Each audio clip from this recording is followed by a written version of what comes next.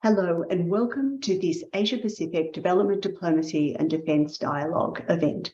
My name is Melissa Conley-Tyler. I'm the program lead. I was the program lead, and I am saying for the first time that I am now the executive director of the growing AP4D initiative. And I'd like to acknowledge that I'm joining you today from the lands of the Ngunnawal people and pay respect to elders past and present. This dialogue is the first event in a new program called Blue Security, which will be running from now till the end of next year. It's funded from the Department of Foreign Affairs and Trade's Maritime Exchange Grant Program, and AP4D is absolutely delighted to be alongside some wonderful organisations in the consortium that will be delivering this, and they'll be presenting here today. So we have La Trobe Asia. We have the University of Western Australia Defence and Security Institute.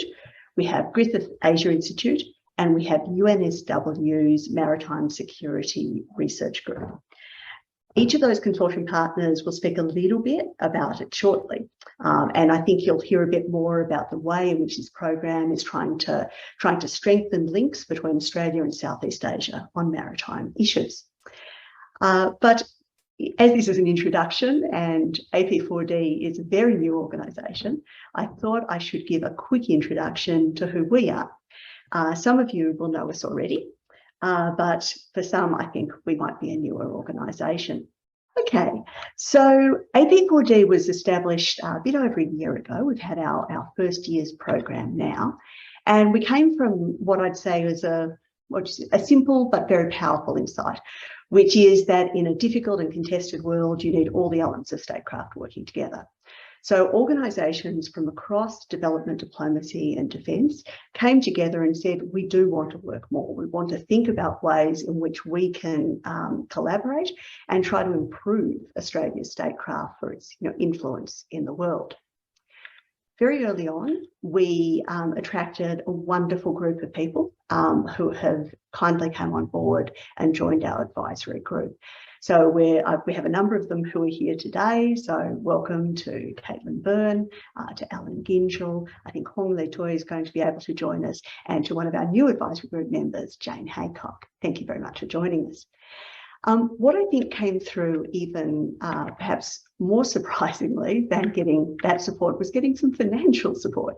So over this first year, we've been funded by the Australian Civil Military Centre, which is part of the defence portfolio in the Australian system, to really do a proof of concept, to say if we bring together people from defence, diplomacy and development, can we offer some policy insights? Can we offer some new vision that will be taken up by policymakers? We spent our first 6 months looking specifically at how Australia and Southeast Asia could shape a shared future. And we did papers looking at post-COVID-19 recovery, at climate issues, at security, civil-military cooperation, and a paper that tried to draw all that together to say, how do we bring all the elements of statecraft together in Australia's relationship with Southeast Asia? And if you haven't had a look at those, please do have a look at some of those papers and what we produced. I'm delighted that a number of the people who are involved in the working groups on those papers are here again today, and a number of the people who helped with our Southeast Asian consultations are here. What I suppose we judge our results by is the attention that we're getting to these ideas. We've been delighted by the receptivity that we're seeing both politically, and we're seeing from both sides of Australian politics, and also through officials, advisors. We're getting a huge amount of interest, and I think it shows an appetite. we're in particular seeing some of the language we've been using about using all the tools of statecraft and seeing that as an important way that Australia should pursue its foreign policy. We're seeing that across all sides of politics, which is fantastic. And particularly since the election, we've been seeing and hearing that sort of wording around Australia and Southeast Asia, our shared future, coming through much more strongly in debates.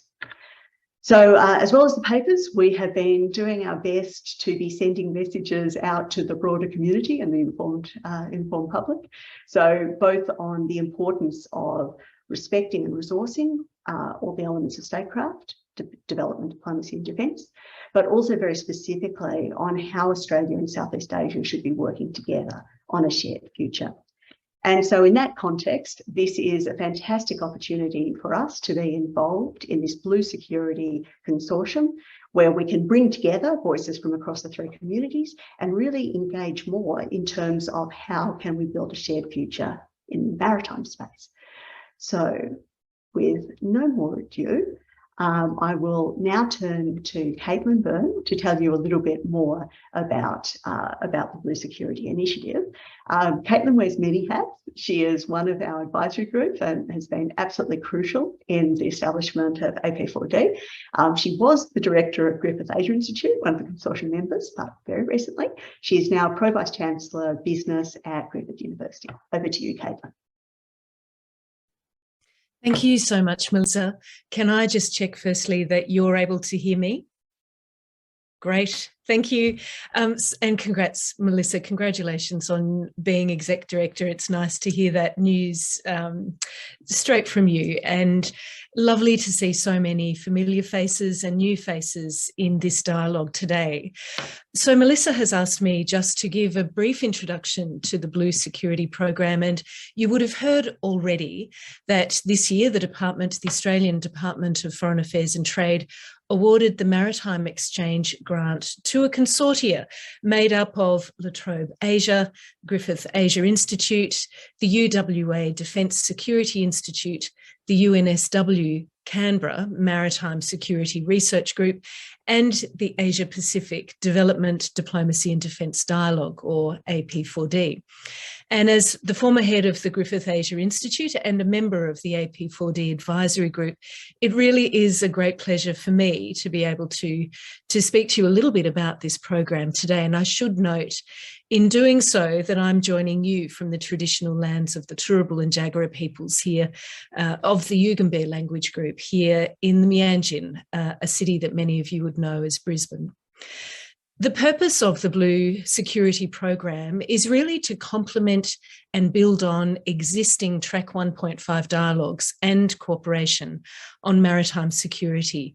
Really, this platform aims to strengthen an informed public debate on maritime issues through a couple of ways. Firstly, by increasing policy relevant scholarship, including legal scholarship on topical maritime issues, by promoting dialogue and collaboration between Australia and Southeast Asian nations and regional think tanks and others, and by lifting Australian influence on regional maritime discourse. I think we all really hope that the Blue Security Program will deliver on this intent, and in particular will strengthen the institutional linkages, including between think tanks and partners in Southeast Asia and the Indo-Pacific region more broadly, but also will provide a new platform to encourage evidence-based maritime policy making, and will have a mandate and a vision to equip a newer generation with greater understanding of each other's maritime perspectives and values, and will increase the quality and influence on scholarship on strategic maritime issues that are of importance right across the region, as well, of course, as showcasing younger and up-and-coming maritime experts, especially women in this space, with the principles of inclusion and diversity as a really distinctive feature of the platform. The 2-year Blue Security Program is component one of a 3-part DFAT Maritime Exchange program, with later components intended to build on and consolidate an active and connected regional maritime security community, while also providing platforms for strengthening future engagement through conferences and other events. It is a really exciting initiative, and we are looking forward to engaging with all of you. And I have to say, I am particularly delighted that there are so many here from right across the globe for this first event to kick things off. So please do spread the word to your colleagues as you leave today's dialogue. The consortium partners have extensive experience in building institutional networks and in successfully coordinating projects on regional maritime security. They bring together a really strong track record, a collective track record in delivering timely, accessible and informed research and policy-focused publications. And I think all members of this consortium really do believe in the importance of building networks among maritime security experts from right across the region, so we do get those different perspectives. There is such a multitude of intersecting and interacting issues that impact on the maritime domain, and we really do need to get a view across those. Of course, each of us and each country has its own maritime security interests and perspectives. So right across the board, these challenges require integrated and coordinated strategy. And that's what I think today's platform, or today's dialogue, and the broader platform is all about. So with that, let me now hand over to Troy Lee Brown, who's going to outline for you the specifics of the publication pipeline and the themes of the papers that are to be addressed. I do hope you will enjoy and participate in today's dialogue. Thanks so much, Melissa. And over to you, Troy. Thanks, Caitlin. And can everyone hear me? Yep, excellent. Well, I'm Troy, as Caitlin introduced me, and I'm the project manager of Blue Security. So Caitlin sort of outlined the broader aspects of the project, and I'll just get into a bit more granular detail. And it's pretty early on in the project, so we're still working through quite a lot of things. So as far as publications go, there's 3 main formats that we're going to publish through over the next 18 months up till the end of 2023. The first one is the longer form articles, which are 8,000 to 10,000 words, and they're written in a collaborative style of at least 2 people. And they're in 3 pylons. The first pylon, we do call them pillars, but going on a maritime, in the maritime domain, we should call them pylons. The first pylon is led by Dr. Beck Stradding and Professor Ian Hall, and they consider the relationship between maritime security and order in the Indo-Pacific, key issues in maritime politics, the management and avoidance of conflict, and possibilities for interstate cooperation. The second pylon is led by Professor Douglas Guilfoyle, and that will examine challenges to the maritime rules and UNCLOS in Southeast Asia and the wider Indo-Pacific, and have a focus on pathways for dispute resolution using international law. The third pylon is led by Professor Peter Dean, and it will examine the maritime and regional strategic considerations, and also the expansion and development of maritime capabilities and operations from HADR to great power competition.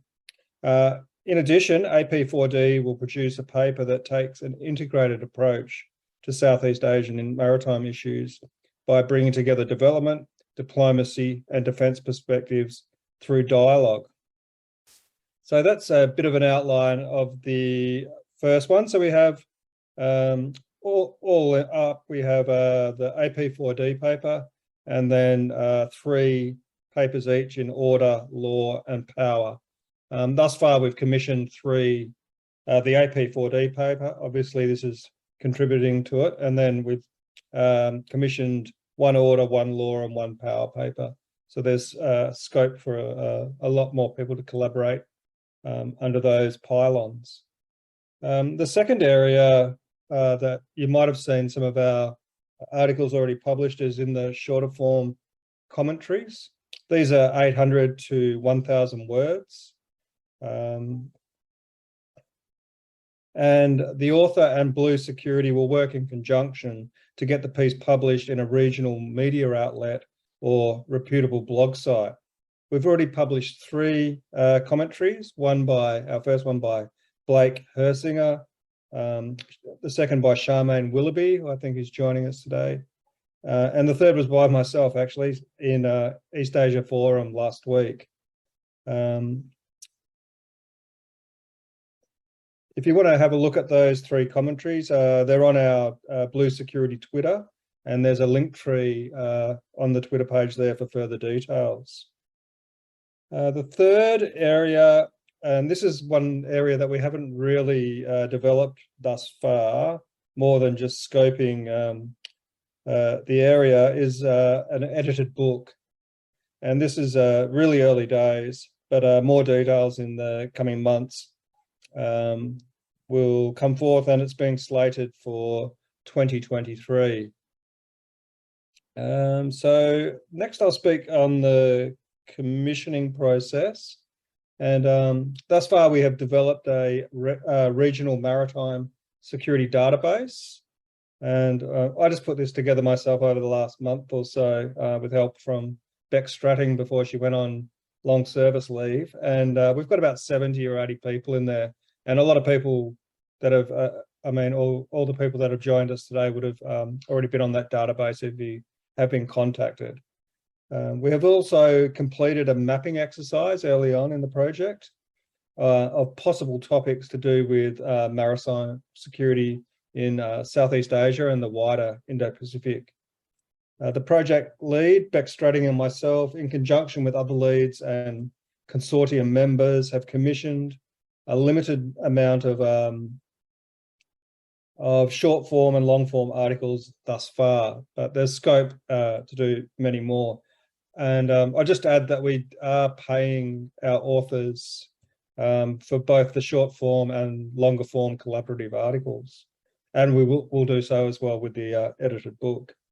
So if you do want to get involved at this stage, and it is early days, you'll need to get in touch. Just direct message me through the Blue Security Twitter account.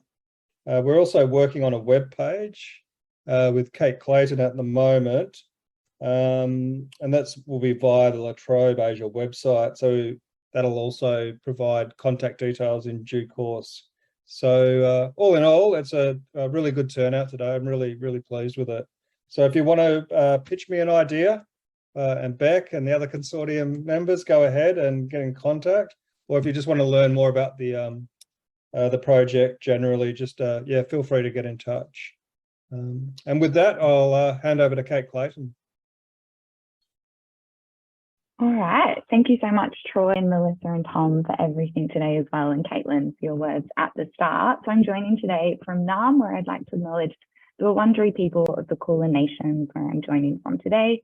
And I'd also like to acknowledge the valuable contributions of First Nations people to Australian and global society, and also the oceans, as a program focused on maritime security.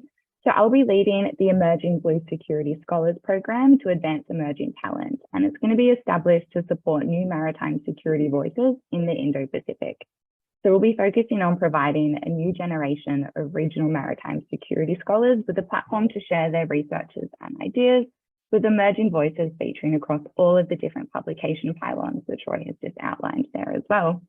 The Emerging Scholars Program will also involve a series of workshops to support the emerging scholars on topics such as communicating research to public and policy audiences, as well as career sessions with established maritime security experts, and a mentor program as well. So if you have any questions at all about the Emerging Leaders Program, please don't hesitate to send me an email. That's still in the early stages.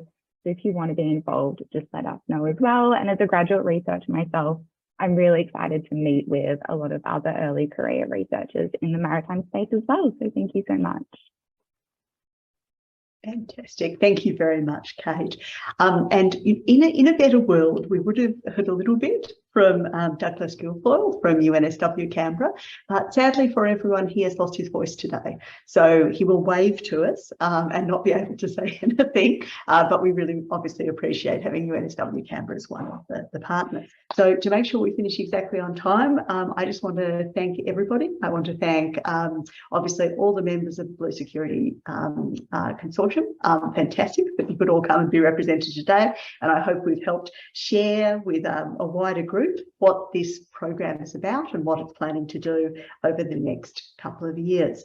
And from my side, if I can thank everyone from the AP4D side, our wonderful advisory group members, people who've been involved in working groups, who keep coming along to these events and giving us their really valuable insights. We'll keep trying to do our job, which is to listen hard and to then try and take that into the policy space to be a platform to amplify your messages more broadly.